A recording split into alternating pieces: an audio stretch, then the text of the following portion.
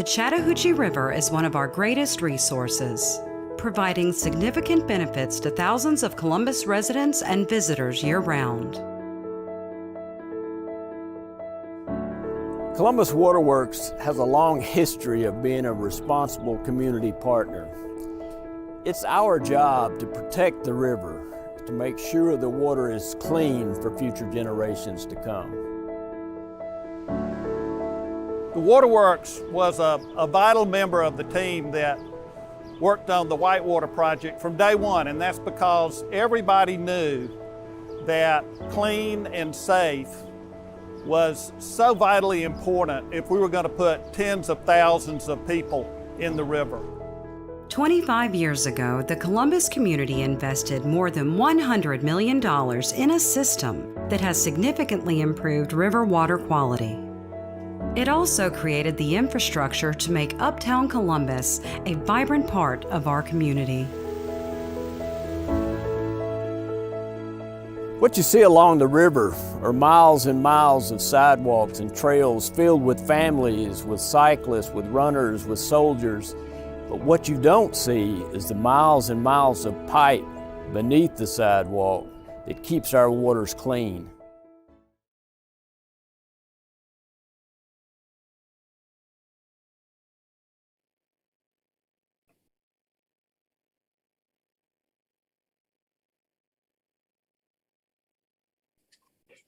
Good evening. I'm Steve Davis with Columbus Waterworks.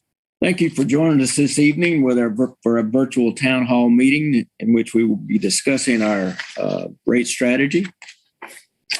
First slide, please. Nobody likes a rate increase, but everybody likes clean drinking water and environmentally healthy streams and rivers. Infrastructure, much like the combined sewer system video that you just saw, continues to play a vital role in sustaining our clean water.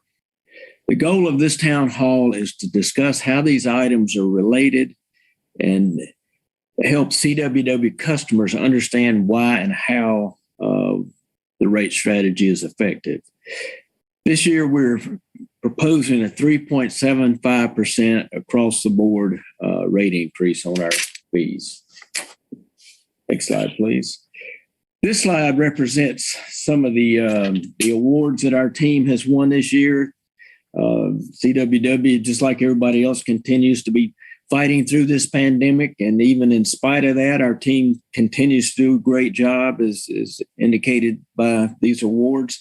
But another item that I'd like to share with you that is important to me is a comment I heard from the garrison commander as I was taking him on a tour of one of our water treatment plants. He said that on several occasions he's had soldiers or their spouses come up to him and say, Colonel, there's really something different about Columbus and Fort Benning about the water here.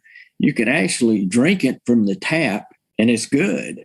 So I took that as a high compliment for our team. We're in the business of providing that clean, safe drinking water, and it doesn't happen by accident. It requires next slide, please. You can see that there are a number of things that are driving rate increases, and these are the typical drivers that we see all the time. It's the O&M costs associated with delivering the safe and clean drinking water to our customers and cleaning up the water as we return it to the river. That's kind of what we call the operations and maintenance side of our system. The costs involved in that are for chemicals, supplies, equipment, people, just a variety of various things that go into that O&M component of our business.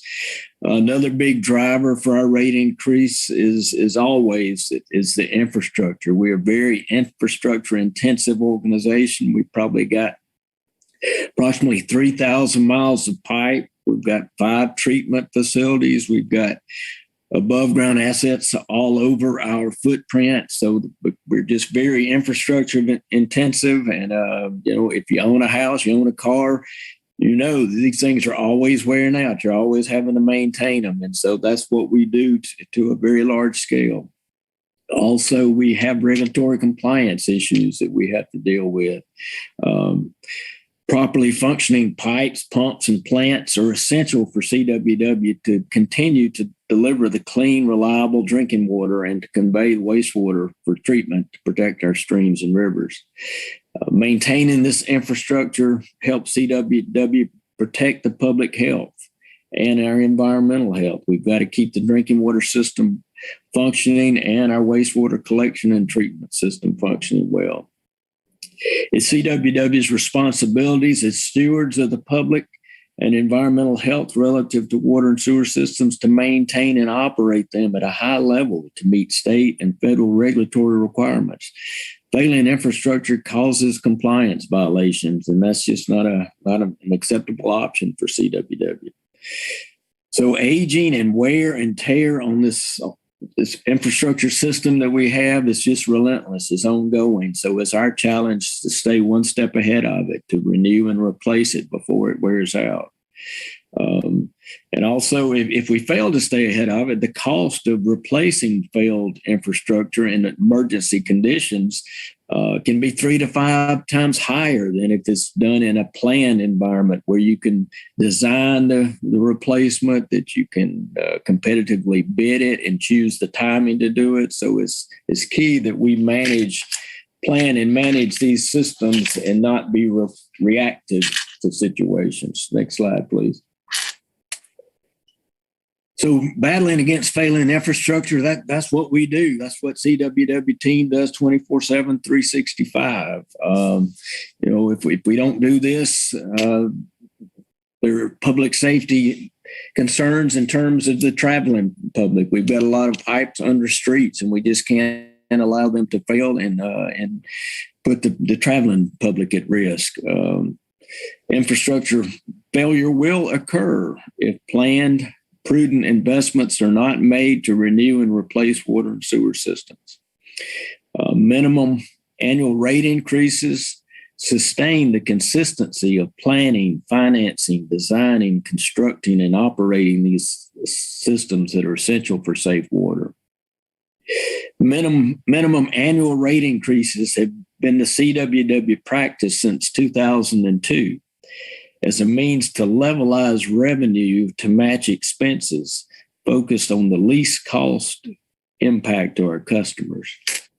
Next slide, please. So where does our money go?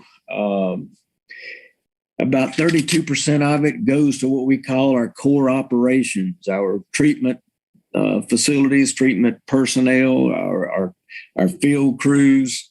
Then we also have a lot of support departments, our customer service department, our IT department, our finance department, engineering. All these support operations make up about 23% of our budget. And then we've got about 32% of the dollars 32% of what comes in through revenue, it goes toward our infrastructure debt, paying off our capital debt, our long-term debt. And also with that included in that is our payment to the city. In addition to that debt financed infrastructure, we also have about 13% of our revenue goes toward infrastructural renewal and replacement on an annual basis. So that is in our rate structure to allow us to do that without having to incur finance charges associated with that infrastructure maintenance. Next slide, please. So most of our capital spending is focused on renewal of this aging infrastructure and also on regulatory compliance. We've currently got a $60 million loan from GEFA, that's Georgia Environmental Facilities Association or Authority. And we got that loan at an extremely low interest rate of 0.13%. So that is very beneficial in keeping our rates low as we finance some of this large capital renewal and replacement that we do. This next slide just shows a few pictures of some of the big infrastructure that we do. We generally tackle these big projects kind of on a 5-year cycle of facilities master planning, identifying what our needs are and then prioritizing those needs and then matching those up with what we feel that we can come to our board and our customers to make a case for. These are kind of essential infrastructure needs, and that's again what we're doing now. And typically we do this kind of planning on a 5-year cycle, which is somewhat independent, but also inclusive of our annual financial model planning that we do. We do that every year. Next slide, please. So it's not all about just the infrastructure. There's a lot of great CWW team members that are out there working 24/7 to keep this infrastructure operating properly so that we can provide you this clean drinking water, and we can provide a good safety net in terms of our streams and rivers for environmentally high quality water. So how does, next slide, please. So how do we try to drive cost efficiency and to try to keep our rates as affordable as we can for our customers? We do this a number of ways. One is through our construction processes. We take competitive pricing. We go out and we get the best, we get good design, and then we get competitive market pricing that makes sure that we're getting our good value for our customers. We also utilize high quality consultants to do our design work. That way we know when we go out to bid, we have good documents to bid, and we get good projects, and these projects serve us well. And like I mentioned before, on the GFA loan, seeking most cost-effective debt financing is another way we keep our rates low.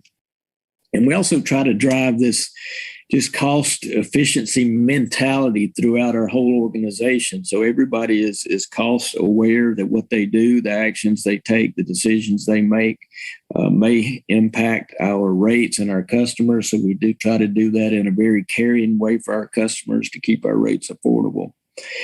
We also ensure financial performance through a lot of metrics that we track there. And as I mentioned, we do this big infrastructure planning on a 5-year cycle, and we tie that in with our financial model and try to do the most effective job we can in maintaining these systems to provide you clean drinking water, a safe water environment in a very cost-effective way. So with that, the next slide, I would like to hand the presentation over to Alex Hinton, our Senior VP of Finance. Alex.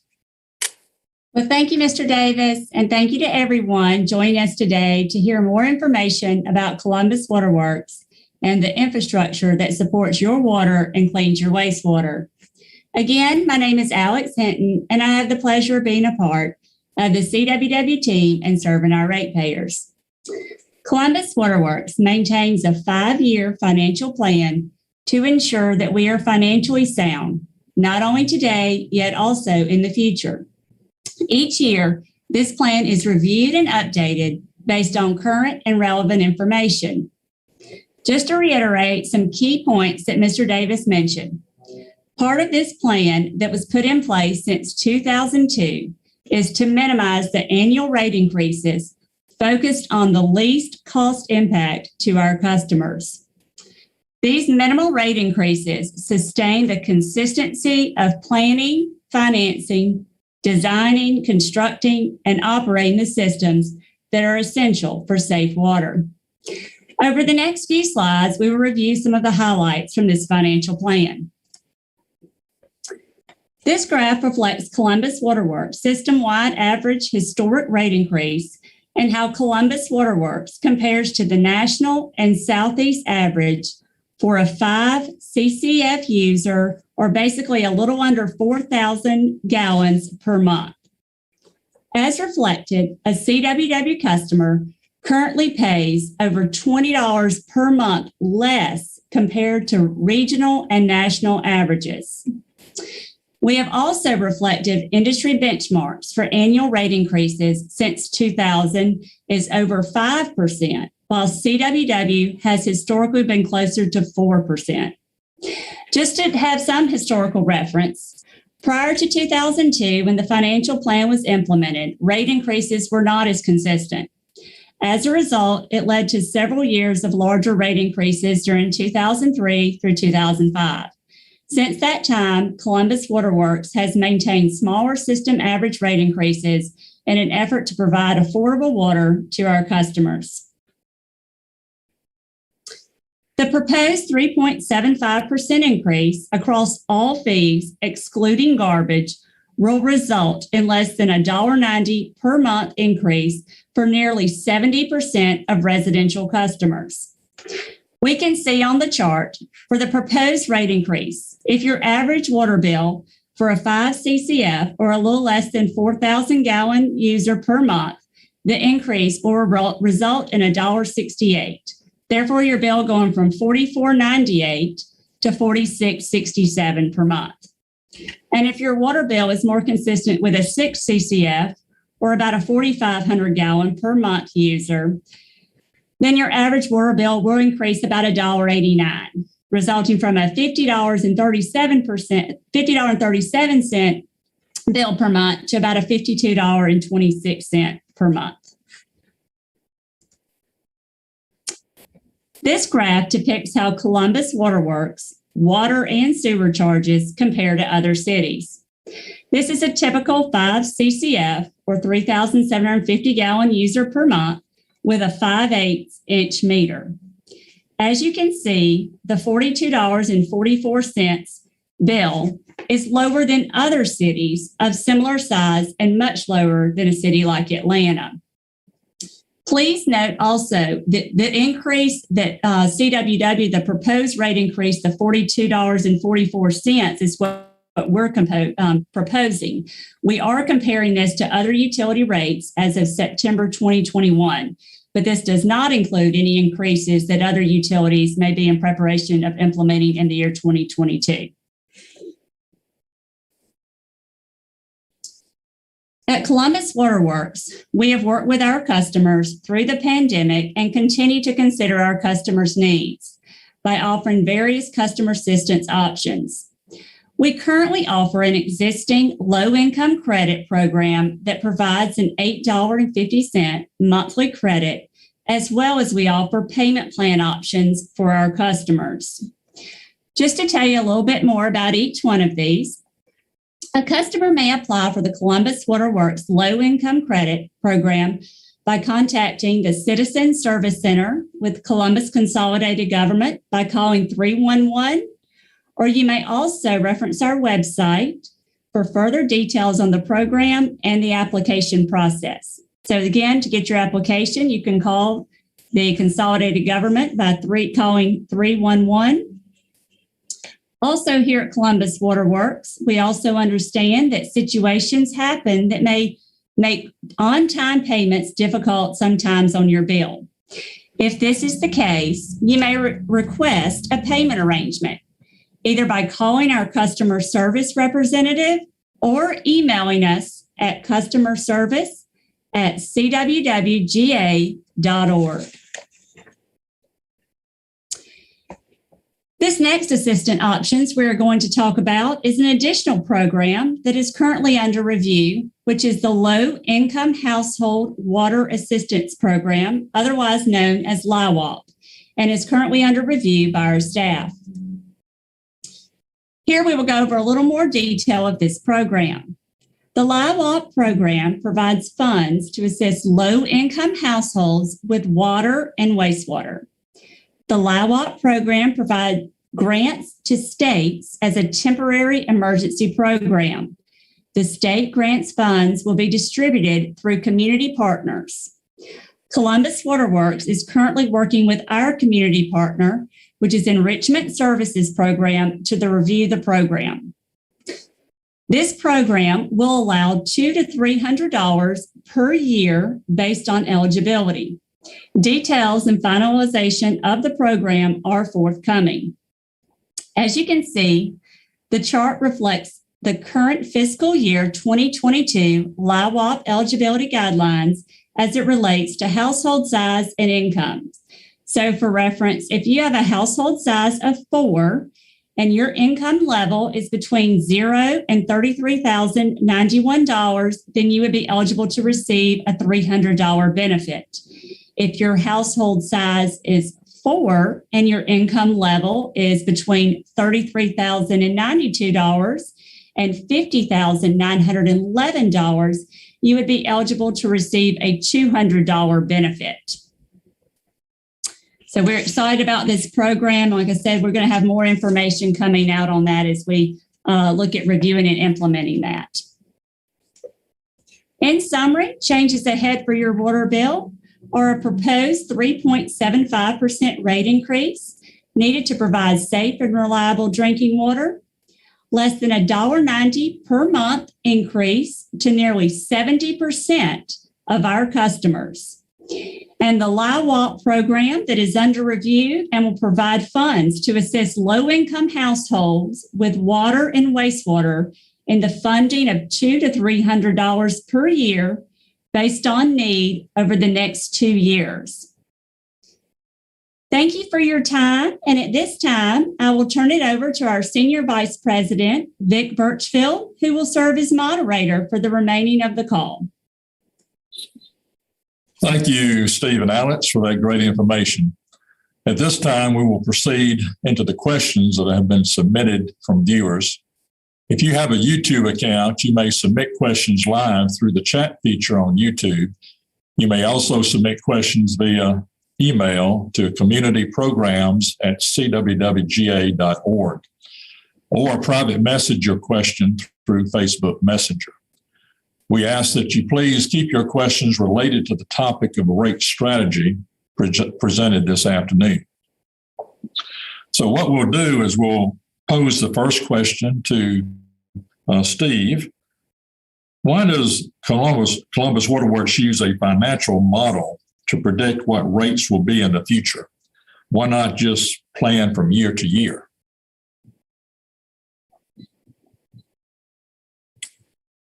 You'll have to turn your mic on, Steve. Thank you, Vic. I'm sorry. The reason we use a 5-year financial look ahead is to enable us to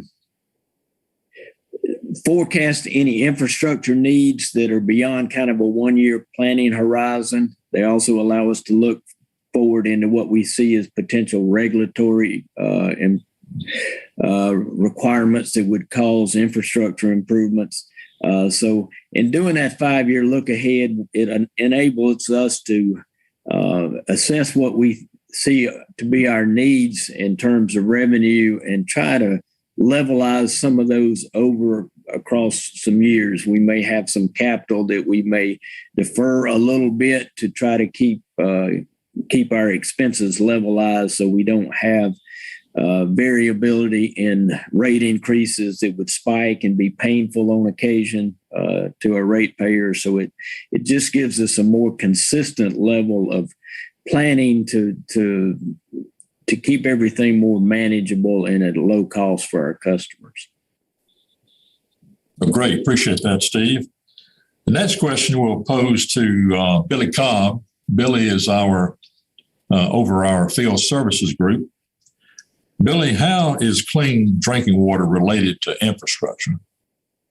Well, thank you, Vic. It's actually infrastructure that allows us to get the water from Lake Oliver, which is our water source. We pump it through pumping infrastructure and piping infrastructure to our water treatment plant. And at our water treatment plant, we use a treatment infrastructure to clean the water up. And after we get it all clean and disinfected, we put it in a piping network that's also infrastructure and send it out to all the customers. Okay, that's great. Appreciate it, Billy. Thank you. Well, we want to encourage you to go ahead and send in those questions. And we're going to continue to answer a few more questions that we think that you would be interested in this afternoon. This question we'll pose to Kevin White. Kevin is over our engineering group. Kevin, we'd like to know, how does the Waterworks prioritize the infrastructure projects? Well, Vic, we prioritize using in our capital improvements plan what we do is we score each project and we look at it from a criticality perspective. That makes up about a little over 40% of the scoring, which is the asset's likelihood of failure and what is the consequence of that asset's failure. We also look at it and score it against our strategic alignment. And then we look at it from a triple bottom line analysis, which is looking at it from an economic perspective, a social perspective, and how it impacts the environment. So, and from those, we basically take the top projects and do the ones that fit within our financial model. So, Okay, appreciate that, Kevin. We do have a question coming in from a viewer, and we'll pose this one to Alex. Alex, after each 5-year cycle of the minimum rate increases, will there ever be a capitalization?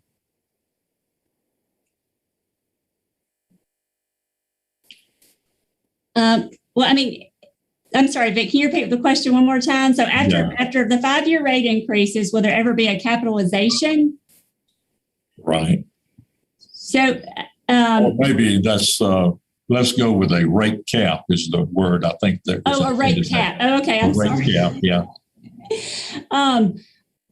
Basically, the 5-year financial model, as we talked about, is based upon the needs each year and what we forecast out in the model.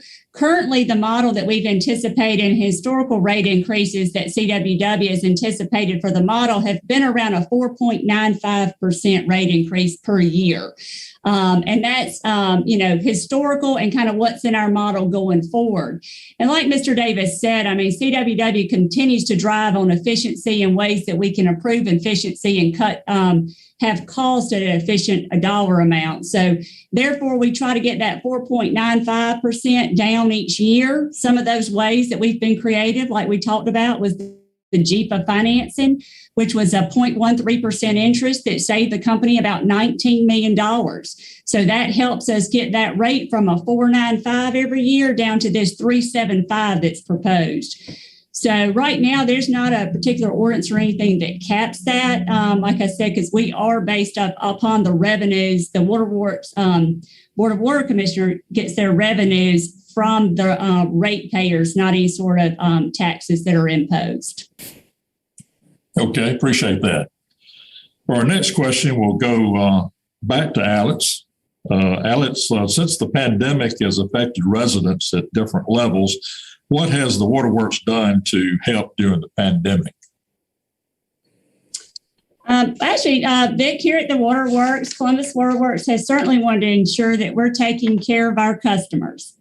And one way is to ensure that they're not experiencing extreme rate increases. So like we talked about, there's the consistent rate increases that have helped our long-term rates not to have these larger spikes. As Mr. Davis stated, if we're not planning, then sometimes replacing failed infrastructure can cost us 3 to 5 times higher than if we have planned replacements. During COVID, we have responded to the needs of our customers by offering, as we talked about, extended payment plans that customers called. We've set up payment arrangements for each one of those on a case-by-case basis to ensure that they had clean water. In addition, CWW stopped disconnecting services for a great length of time during the pandemic. Prior to resuming the disconnections, Columbus Waterworks distributed door hangers to each individual customer, offering those payment arrangements if they need it, as well as encouraging our customers to contact 211 for agency assistance if that would help them as well. Also, another thing Columbus Waterworks did to try to help our customers during the pandemic is we waived delinquent fees during this time in an effort to relieve any financial burdens our customers may experience. So we have worked and continue to work with our customers as we do not want our customers to have interruption of service. Rather, we want to ensure that they have clean, safe drinking water. Okay, thank you, Alice. For our next question, we'll pose this one to John Peebles. John is our Senior Vice President over our Water Resource Operations Group. And John, what's going on with the slide that showed the flying saucer-looking object hanging in the air? What was that? Well, Vic, that was that flying saucer was an old digester lid, and it was part of a big $20 million project of upgrading and renovating our South Columbus wastewater treatment facility.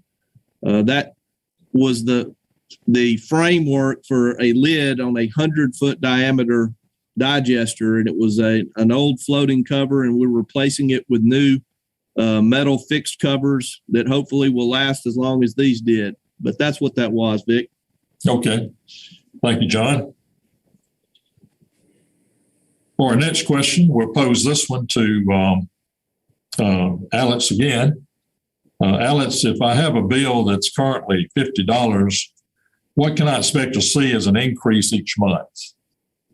Well, Vic, that's a great question. I know we have a lot of our customers, they have very consistent water bills. So basically, if your total monthly bill is about $50, including the $18 garbage fee line item, then the proposed rate increase would result in about $1.20 per month increase. The garbage fee of $18, just to remind everybody, will remain the same. If your total bill is $50, excluding the garbage fee, or about $68 in total, then the proposed rate increase would result in about $1.88 per month increase. Okay. Appreciate that. Steve, we'll pose this question to you. What do you mean by levelized increases? Well, that's where we try to avoid those spikes in rate increases. I think that Alex referred to back in 2003, 4, and 5. We had some really high rate increases because we weren't doing this long-term financial planning, or we were just beginning to. So it allows us to kind of take that long view. And if we see a big cost out in the future, we look at ways to try to mitigate that and spread it out over several years, so we can levelize those costs and therefore levelize the rate increases and keep those at a more manageable rate for our customers. Okay, thank you, Steve. We do want to remind our viewers to go ahead and submit those questions. We're still monitoring, and we'll be glad to answer any that you have. I'm going to pose a question now to John again. You talk about a clean river. How do you know that it is clean? Vic, we've been sampling the river for over 25 years now, since we put in our combined sewer treatment system.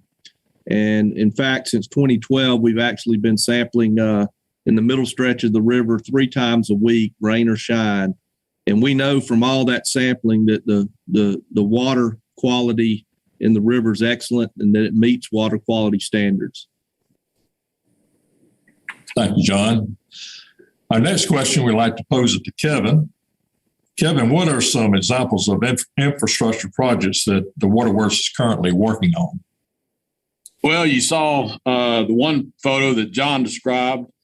That's a very large project that we've got going on at our South Plant, our wastewater facility, where we're replacing 3 very large influent pumps, blowers, which aid in keeping our microbiology active and alive, and replacing digester lids. But we've also currently got a few going on within our collection system, which is a rehabilitation where they're lining inside of a pipe, and that kind of helps us do it without what they call trenchless procedures, where they do it without damaging as much as the road. We minimize as much damage to the road as we can.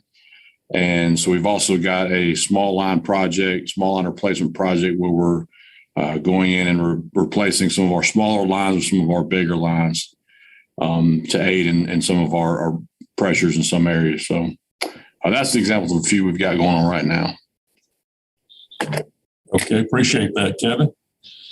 And Alex, we'll pose this question to you. Could you explain what an across-the-board rate increase means? Sure. Basically, the across the board rate increase that we mentioned, that means for each fee that we charge here at Columbus Waterworks. So if you're familiar with your bill, there's a base charge that you receive each month. That piece will go up 3.75% approximately. There's also a charge for your water, your sewer, and CSO charges as well. Each one of those charges will go up by approximately 3.75%. So that's what you'll see. Again, this excludes the $18 garbage fee. We're a billing agent for the Columbus Consolidated Government on that garbage fee. So that would exclude that garbage fee. It will remain the same as the $18. But other than that, every piece of your bill will go up by approximately 3.75%. Okay, appreciate that, Alex. We do have a question coming in from a viewer, and this is in regards to the low interest loan from the state. And Alex, you can answer this one. Can you name the program again, what that type of loan was? It's a GEFA program from the state, where state funds or federal funds are allocated from the state.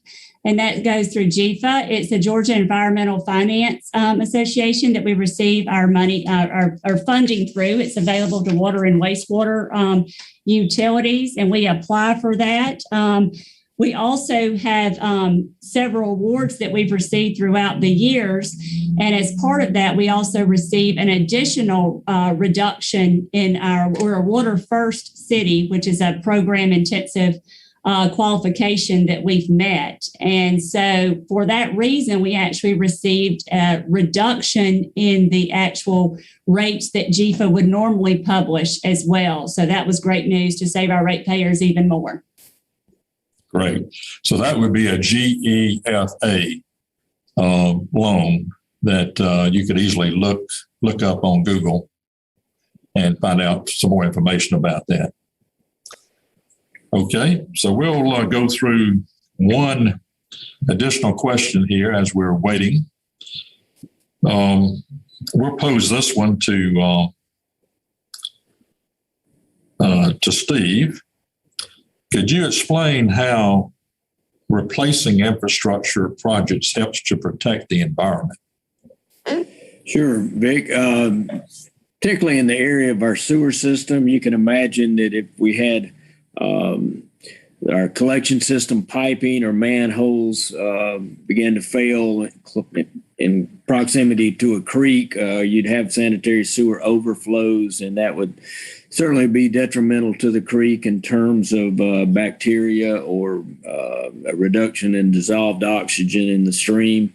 So you could also imagine that to a larger scale if we had a major failure at our wastewater treatment plant and we weren't able to treat the water to the high level of quality that we do when we discharge to the river. So we do have strict parameters, regulated parameters on the quality of that discharge, and we do a really good job of meeting those regulations. But if our infrastructure began to fail, then all that gets to be much more of a challenge.